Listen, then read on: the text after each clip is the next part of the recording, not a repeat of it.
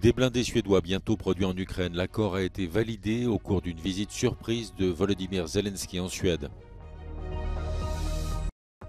Nouvelle canicule en Europe, le sud de la France est cette fois particulièrement touché, avec des températures proches des 40 degrés. Un épisode virulent et exceptionnellement tardif. Des blindés suédois CV-90 seront bientôt produits en Ukraine. L'accord a été validé lors d'une visite surprise en Suède de Volodymyr Zelensky. Le CV-90 est un véhicule de combat armé d'un canon et capable de transporter 7 à 8 soldats. Au début du mois, l'armée russe avait diffusé des images d'un CV-90 qu'elle disait avoir capturé près de Luhansk, dans l'ouest de l'Ukraine. Volodymyr Zelensky et le Premier ministre suédois Ulf Kristersson ont également évoqué la possibilité pour l'Ukraine d'obtenir des avions de chasse suédois de 4e génération JAS-39 Gripen. Sur le terrain en Ukraine, Tchernihiv a déclaré 3 jours de deuil après la frappe russe qui a touché le théâtre de cette ville au nord de Kiev. Selon les derniers bilans, 7 personnes ont été tuées et au moins 140 blessés.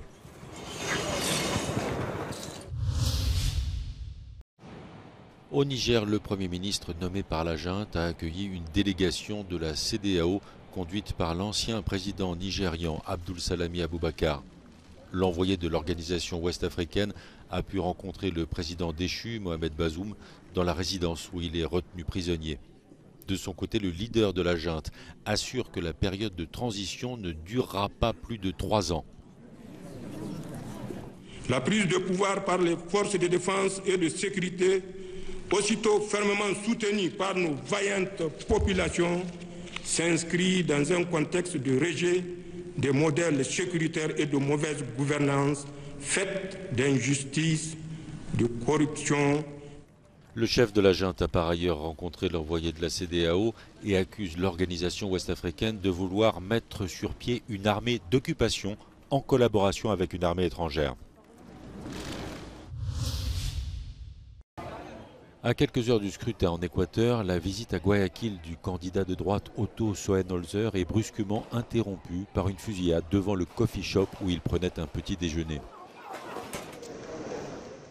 C'est le dernier épisode d'une campagne marquée par les violences, dont notamment l'assassinat la semaine dernière du candidat centriste Fernando Villavicencio par un commando colombien. La gente no está muy asustada, vivimos en un día a día en el que la inseguridad nos está apremiando y yo creo que esa es la base de que la gente va a decidir por quién votar, ¿no? Quien ofrezca mayor seguridad al país. Parmi les 8 candidats en lice, une avocate socialiste amatrice de tatouage, un journaliste désigné pour remplacer son confrère assassiné et un ex-sniper de la Légion étrangère française. Aucun ne semble en mesure de l'emporter au premier tour.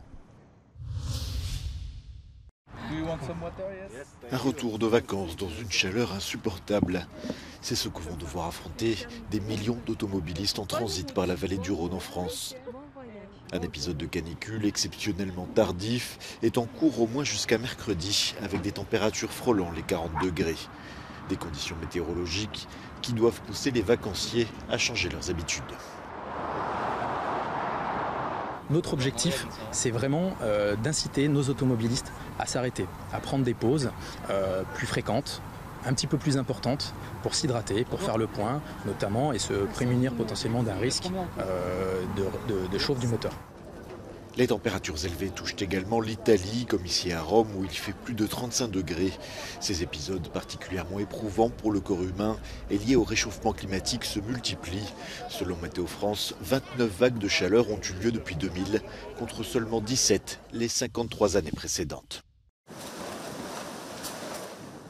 L'ouragan Hilary a été rétrogradé samedi en catégorie 1 sur une échelle de 5, alors qu'il évolue au-dessus de la péninsule de Basse-Californie, dans le nord-ouest du Mexique. Hilary s'est considérablement affaibli, malgré des rafales de vent pouvant atteindre 150 km/h selon le service météo des États-Unis. Hilary devrait encore perdre en intensité pour se changer en tempête tropicale avant d'atteindre le sud de la Californie et le sud du Nevada, avec de fortes pluies et des inondations probables.